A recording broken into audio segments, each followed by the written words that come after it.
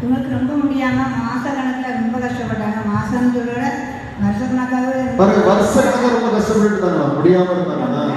ஆனால் சமீபத்தில் 2-3 மாதம் சாப்பிடவே முடியாது. 3 மாதம் சாப்பிட முடியாமல் இருந்துச்சா? தண்ணி குடிச்சா கூட வாந்தி பண்ணிடும். தண்ணி குடிச்சாலும் வாந்தி பண்ணிடுவாங்க. அப்புறம் ரொம்ப உடம்பு சொல்லாமல் அவங்க அக்கா கமலாவதி வந்து கேன்சர் ஆச்சு வேதிப்பணமானாங்களும் அவங்க தங்கச்சி தான் இது. அவங்க திண்டுக்கலுக்கு கூட்டு போனாங்க.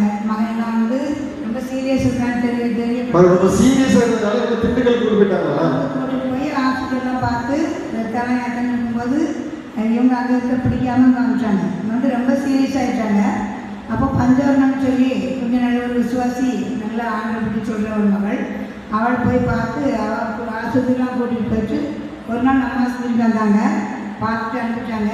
திரும்ப வரும்போது இங்கே முடியாது, நீங்கள் கிருஷ்ணனாக்கு எங்கே போயிடும் போகணுட்டாங்க.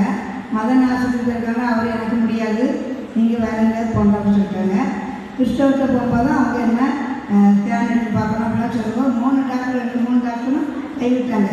முடியாது அப்படின்னு 3 டாக்டருமே முடியாது முடியும்னு சொல்லியிருக்காரு. எல்லா கருத்துமா